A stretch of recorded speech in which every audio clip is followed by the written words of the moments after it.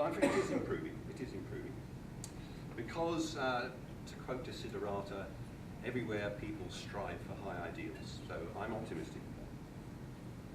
Teachers also say, "Ah, wood, that's carpentry, isn't it?" I say, well, a little bit here, you know. We have to put them right on that. But what about the potential recruits? Well, young children up to Key Stage 3, Key Stage 4, they are fantastic. They are absolute sponges for information. Curious, they have a go at anything. It's a real pleasure. Later on, and I don't know why, teenagers start to develop an extraordinary lack of natural curiosity. It's somehow being bred out of them. Modular teaching has something to do with this. They're trained into thinking, what do I do to tick boxes and complete this module, and then it's buried, and it's not linked to anything more. Time was when I couldn't walk down a corridor at college without a student stopping me and saying, "I saw it, did you see that article in New Scientist this week on this topic?" And we'd share this bit of information, or something seen on TV last night of a technical nature. Now that just wouldn't happen. At a careers fair I went to, Warwick University, no, at Leeds Careers Fair for schools. And as they bust them in their coach loads, they all went straight off to the armed forces stands. You think, you might get killed.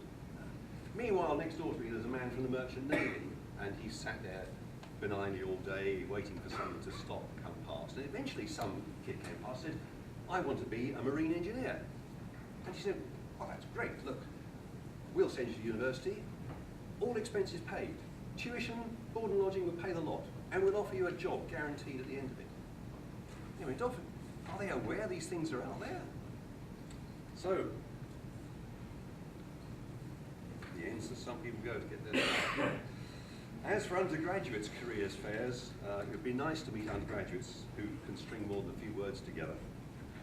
I exaggerate, of course, but you take my point. Some of them come along and you think, "You expect me to offer you a job?"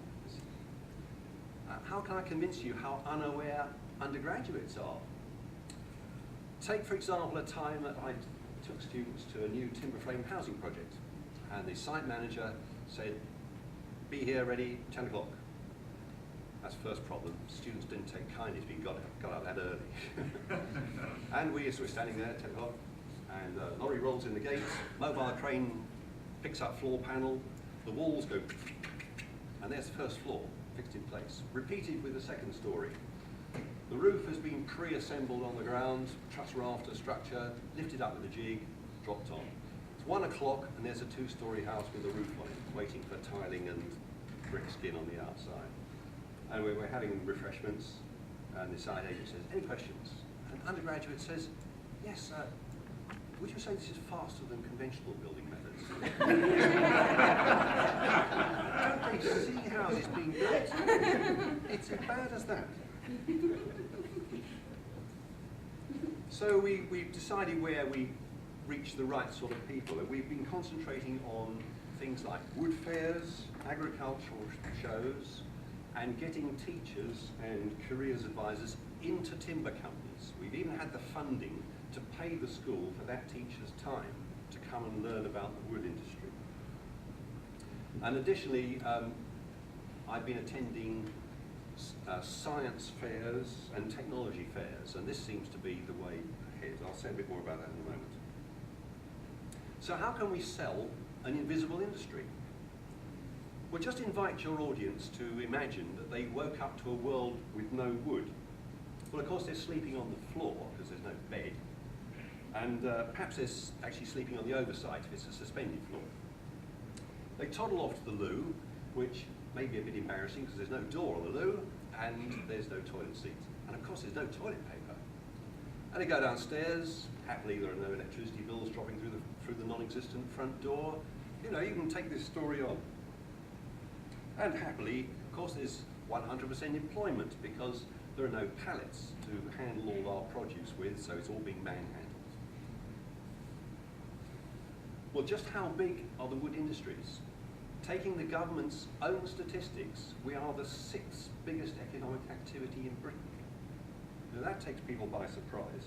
And if you want to know what the others are, motor vehicles is 5 times the biggest.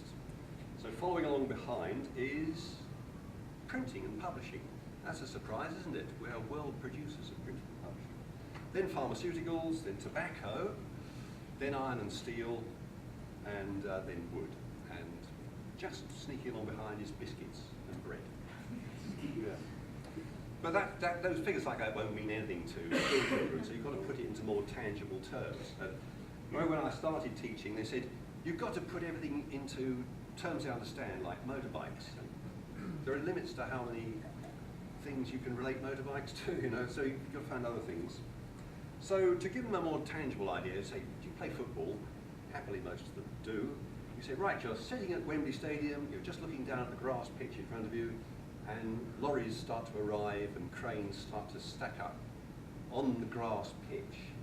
The amount of wood we use in Britain in 1 year, and that makes a pile just over 2¼ kilometres high. I mean, that's just Britain, and we're small players compared with France and Germany. As for the USA, it's gigantic. Although wooden pallets are sent around the system many times, we still have to put in 250 million new ones a year. Stack all those up and they'll actually fit around the equator. It's an incredible amount of wood. The figures don't include paper, that adds quite a lot more, and we have actually no idea how much people use privately for fuel, and farmers fell their own bits for fencing. We just can't gather those statistics. Then they say, well, we're a low-tech industry. Are we a low-tech industry? I think we're a highly technical industry. 40 years ago, who would have believed that you could go to your timber merchant and buy a joist and be guaranteed its strength value? That's incredible. Or that the sheet of chipboard you bought 10 years ago is identical in performance to the sheet you buy today or will buy in the next 10 years. Those are phenomenal achievements. Or, if you want to have to show pictures to them to capture imagination, who would have imagined glue laminated buildings with clear spans of 150 metres? Or of a glue laminated wooden bridge with a span of 450 metres? 450, all wood, no metal at all. That's fantastic. So, gentlemen, I urge you to make yourselves known to the younger generation, because unless you do something, you are invisible, and we can help you. I think, well, I've stuck in the same industry all my life, and although I retired, I'm not actually, I'm still working. It's a fascinating industry, and I haven't met anybody who is anti-wood. It seems to be in our genes. You know, we have a friend who's towards wood. They may not be coming to work for you directly, but they may be tempted by the general construction industry, and then they'll develop specialisms that maybe you can attract them to you. And the good news is that this kind of promotion is cheap.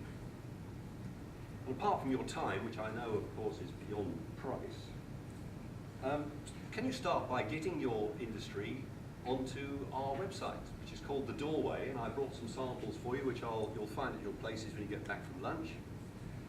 It's entirely free. We have many initiatives for promoting this website to young people. What we need is a profile of your industry, a nice photo, and a real person who will tell them about their working day, how they got there, what their educational path was, and what they like, and quite honestly, what they don't like as well. So we have on our website hundreds of different career opportunities, and you can then drill down to the next level and meet a person who will tell you about their working day. Then of course you can add links to your own companies, which will, it's good promotion for you, but it also, we don't want to carry masses of data, we'd rather send them off to the specialists. And who knows, they'll find your website very useful in their school project work and explore around.